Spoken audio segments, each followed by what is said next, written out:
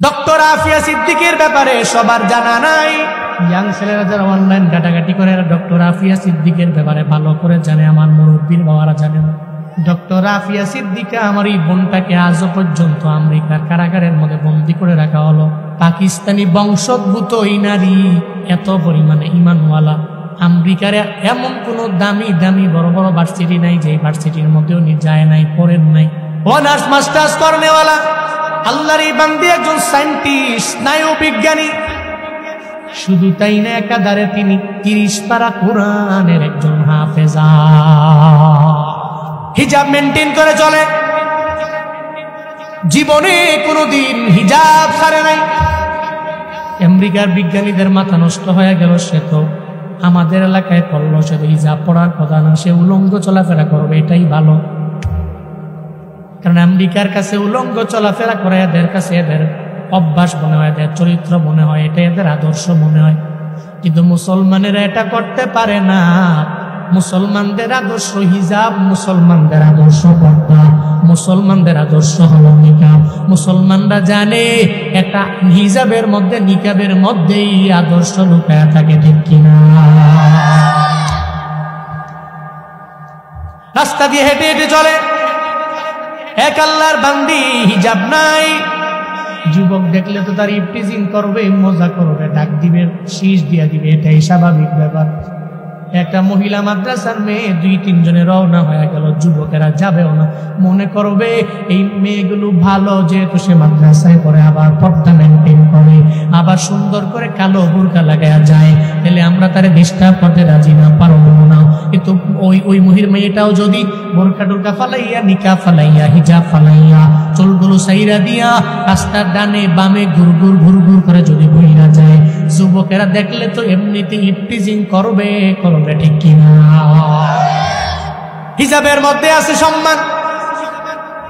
Doctor Afia Siddika মনে করলেন আমার হিজাবের মধ্যে সম্মান,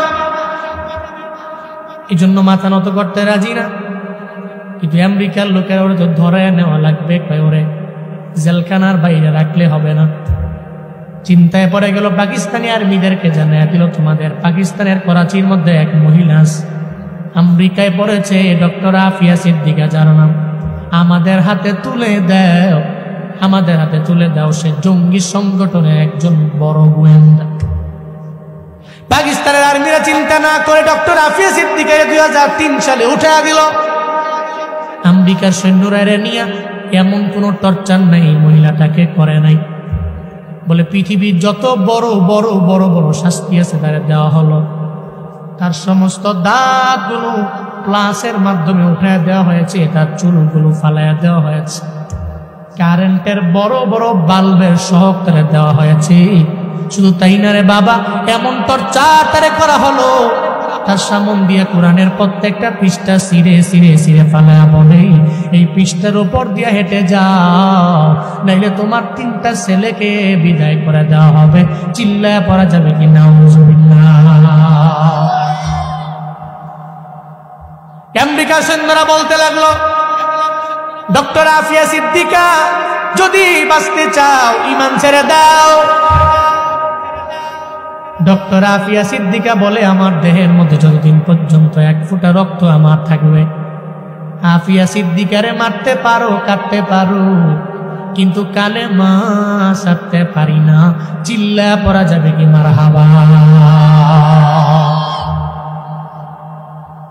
গত বছরে ওনার বোনের একটা ক্লিপ আমি দেখলাম ইউটিউবের মধ্যে, সাংবাদিকদের সম্মেলনে সাংবাদিকদের জানায়া দিল, বোনের সাথে মুলাকাতের জন্য যায়, বোনের দরবারে বোনকে বলে, বন্ধু তোমারে আমেরিকার সৈন্যরা এত পরিমাণে টর্চার করো। ওই টর্চার তো করে, আমার এত কষ্ট দিয়ে দিল, একদিন গভীর রাতে আমি টর্চারের শিকার হয়ে যখন ক্লান্ত বডি নিয়ে আমি ঘুমায় পড়লাম, তুই জানোস না আমার ঘুমের মধ্যে আমি তাকায়া দেখি আমার মদিনাওয়ালা নবী আমার স্বপ্ন যুগে হাজির।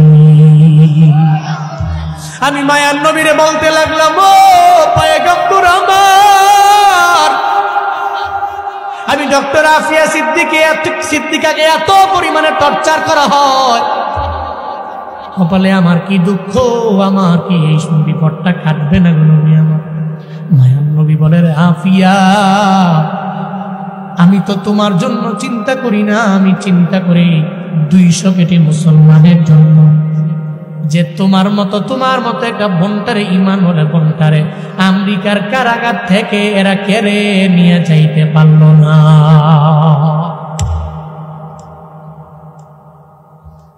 আফিয়া সিদ্দিকা মাঝে মাঝে বলে চিঠির মাধ্যমে,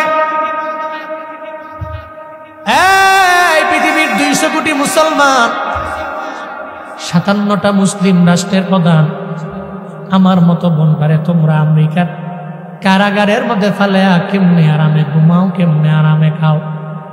আল্লাহর কসম করে আমি জুনায়েদ আল হাবি তোমাদের এই ময়দান থেকে বলে গেলাম, রে বাবা, হাসরের ময়দানে যদি বন্টা রবের বিচারের কাঠগড়ায় দাঁড়ায় যায় আর বলে 200 কোটি মুসলমান আমারে বাঁচাতে যায় নাই, 57টা রাষ্ট্রের মুসলিম প্রধান আমারে বাঁচানোর জন্য চেষ্টা করে নাই, ওদিন 200 কোটি মুসলমান থ হয়ে যাবে, এদের জবান বন্ধ হবে, কোনো জবাব এদের জবানে থাকবে না। ঠিক